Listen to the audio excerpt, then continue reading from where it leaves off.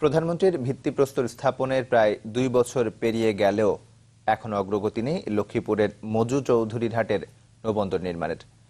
জেলার যোগাযোগ ব্যবস্থা ও অর্থনৈতিক উন্নয়নে দ্রুত কাজ শুরু করার দাবি স্থানীয়দের।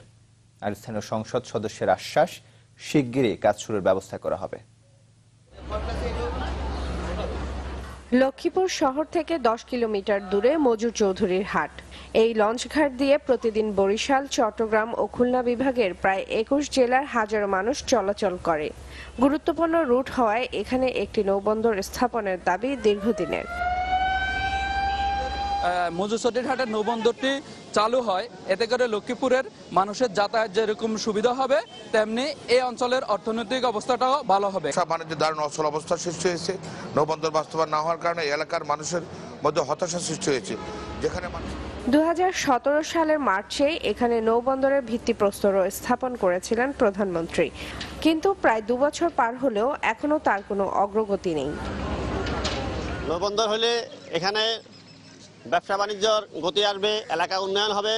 সরকারের প্রতিশ্রুতি দেওয়া এই বন্দরটি আমরা চাই। সবাই ভরসা করেন তো হয় না, কেন হয় না এটা আমরা সরকারের কাছে চাই, যাতে তাড়াতাড়ি এটা যেন বাস্তবায়ন করে।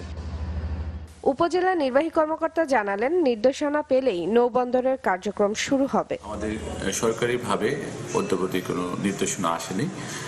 নির্দেশনার পরিপ্রেক্ষিতে নৌবন্দর কার্যক্রমকে গতিশীল করার জন্য, এগিয়ে নিয়ে যাওয়ার জন্য আমার সর্বোচ্চ প্রচেষ্টা থাকবে। স্থানীয় সংসদ সদস্যেরও আশ্বাস, শীঘ্রই নৌ মন্ত্রণালয়ের সাথে যোগাযোগ করে কাজ শুরুর ব্যবস্থা করা হবে।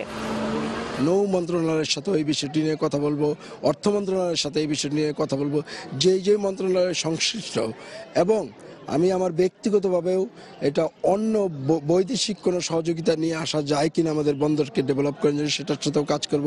কারণ তবে শুধু আশ্বাস নয়, দ্রুত কাজ করার দাবি জানিয়েছেন স্থানীয়রা। Desk report, channel 24।